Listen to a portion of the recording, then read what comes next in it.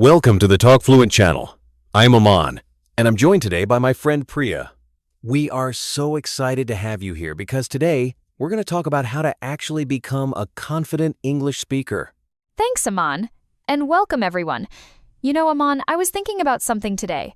Why do you think so many people find it hard to speak English fluently, even if they know the grammar?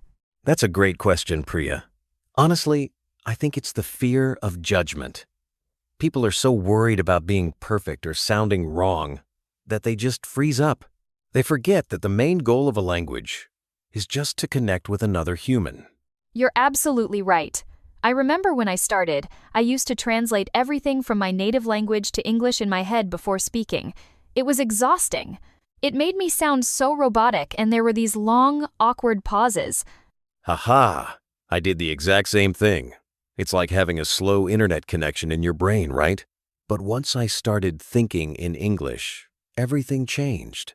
That sounds like a superpower, Priya. But how does a beginner actually start thinking in English? It's easier than you think. You start by narrating your life like a movie. When you wake up, instead of thinking in your mother tongue, say to yourself, okay, time to get up. Where are my slippers? I need a coffee. It's about building a direct link between your actions and English words. That's a great tip. I actually started doing something called shadowing. Have you heard of it? Oh, I love shadowing. Explain it to our listeners, Aman. Basically, you listen to a native speaker maybe on a podcast or a movie and you repeat exactly what they say while they are saying it. You mimic their speed, their tone, and even their emotions. It's like being a parrot, but a very smart one. Exactly. And since we are targeting a global audience, especially in the USA, Aman, do you think just watching movies is enough? Well, it helps, but I think active listening is the key. Most people just put on a movie and get lost in the story. You have to actually pay attention to the phrases. I keep a small notebook with me. When I hear a cool expression, I write it down and try to use it the next day. That's a pro tip. Speaking of expressions, if you want to talk to Americans, you need to know how polite they are in conversations. Oh, you mean the softening of language? Precisely. Instead of saying, give me a coffee, it's always better to say, could I please get a coffee? Or, I'd like to have a coffee, please. Right. And they use excuse me and thank you for almost everything. It makes the conversation much smoother. Now, Priya, let's talk about slang. If an American friend says, "What's up?" they aren't literally asking what is above you. Laughs true. They just mean, how are you?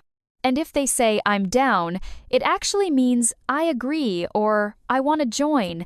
English can be so confusing sometimes. It really can.